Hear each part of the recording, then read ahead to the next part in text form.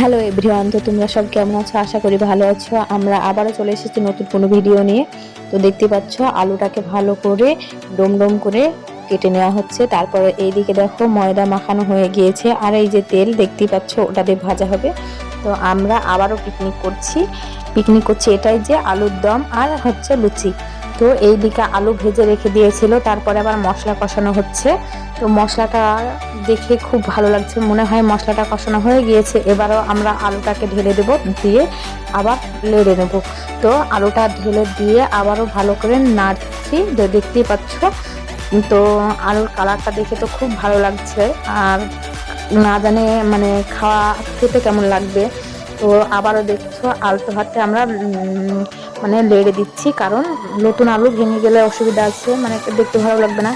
তো আমরা পাশে জল রেখে দিয়েছি গরম করতে, ওটা একটু দিয়ে দেব, দিয়ে ফুটিয়ে নেব।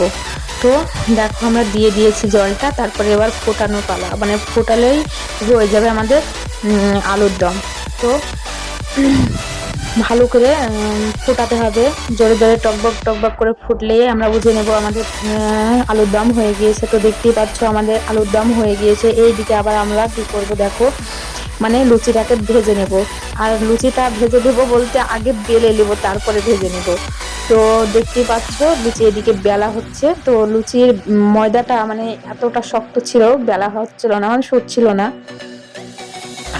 দেখো ফুলছিল না, মানে কি বলবো, ফুলছিল না। আমাদের একজন মানে সদস্যকে বলা হয়েছিল যে ময়দাটা মেখে রাখো, ও এমন করে ময়দা রেখেছে, হ্যাঁ পাথরের মতো শক্ত করে রেখেছে। এই পাথরের মতো শক্ত করে ময়দা মাখলে কোনদিন লুচি ফলে বলে তো? তারপর দেখো আমি আবার কি করব, মানে আমি আবার জল দিয়ে ময়দাটাকে আবার ভালো করে মেখে রেখেছি। তারপরে লুচিগুলো ভালো হয়েছে, ফুলেছে বা নরম হয়েছে।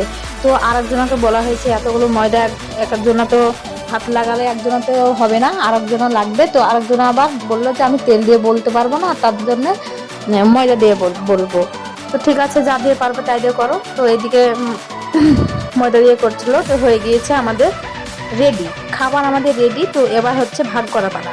তো আমাদের আলুর দম প্রথমে ভাগ করে নেওয়া হয়েছে, তারপরে এবার লুচিগুলোকে ভাগ করা হবে। তো সাতজনের মানে সাতজন করছিলাম, সাতটা ভাগ করছে, দেখতে পাচ্ছে সালাদ ভাগ করে রেখে দিচ্ছে। লুচি কারোর যদি কম পড়ে তার জন্য গনে গনে তোলা হচ্ছে। আর লুচিগুলো খুব সুন্দর হয়েছে পরের বার।